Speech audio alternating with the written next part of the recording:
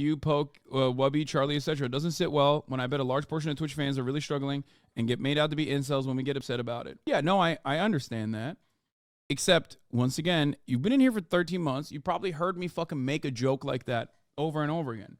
This is not me literally being like, you're fucking broke, fuck you. When I tell someone, get your money up, not your funny up, or when I tell someone, okay, broke boy, don't buy it then, like, that's not a fucking serious thing. That's not like me being like, literally, fuck you, I hate you for being poor or anything like that. Like, the question you have to ask yourself in that circumstance is, do I personally genuinely believe that this like internet person actually fucking hates poor people, or is she just like making a joke? Oh yeah, I heard about this actually. Did you hear in Turkey influencers known to get rich because dropshipping now revealed they're actually money laundering and fake products, etc. in beauty saloons? Most famous one got arrested for 600 plus or under investigation. Yeah, I heard about that.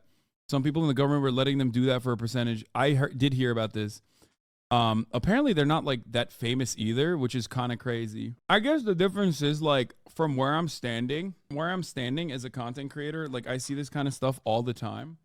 So I have a different level of charitability, especially if I know the content creator and I know that they're not like horrible people. Because honestly, that clip in and of itself, if you look at it without any context whatsoever, and that's the only thing you see, you would go, wow, what a fucking horrible person, right? But this is not just some random individual. Many of you who are Twitch watchers have probably seen Pokimane, whether on this channel or in other channels, whether on her own channel. Charlie knows who Pokimane is. Like, you know, this does not reflect, in my opinion, her genuine perspective. But a lot of people will still push a narrative like it is, and it's not like her trying to make a joke that every fucking streamer has made, myself included.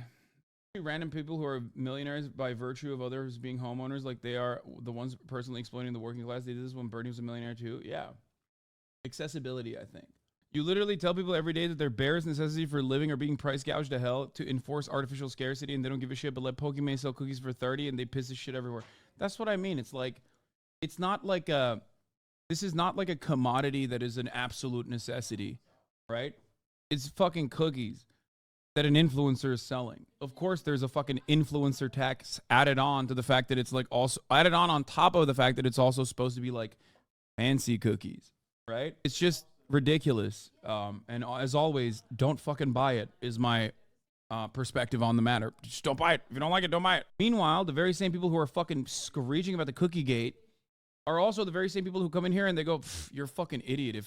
If there was public housing, why would anybody work for anything? I'm 14 years old and I live in my PricewaterhouseCooper father's Connecticut mansion, so I haven't had to think about these things. You know what I mean?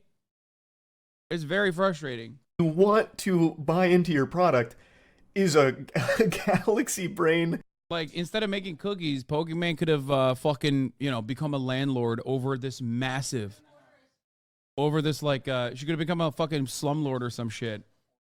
And obviously, the very same people who don't give a fuck about landlords at all would become these Maoist third worlders all of a sudden because it's Pokimane doing it. But I would consider that to be significantly less ethical than selling fucking cookies with an upmark. Tactic. A strategy that I'm not sure the success rate of. Like, $28, no matter how you spend this, is a lot for some fucking cookies. And I think the way she keeps trying to break it down and rationalize it is pretty disingenuous. It's $7 a bag, and that's still expensive, but then you also have to factor in that the bags aren't even big to begin with. It's 4 ounces per bag. 4 ounces of cookies for $7 is still a lot, especially when you compare it to the product that they're basing it off of and supposedly approved upon, the Tootsie Midnight Cookies. Those were $10 a bag for 14 ounces. I think the irony of that one is that one literally fucking failed. Like, you go to a manufacturing facility, they show you some of the products that they've made and like that they've sold before, right? And you pick and choose. There's probably a bunch of there's brownies, there's cookies, there's chips, depending on what kind of manufacturing facility you're going to.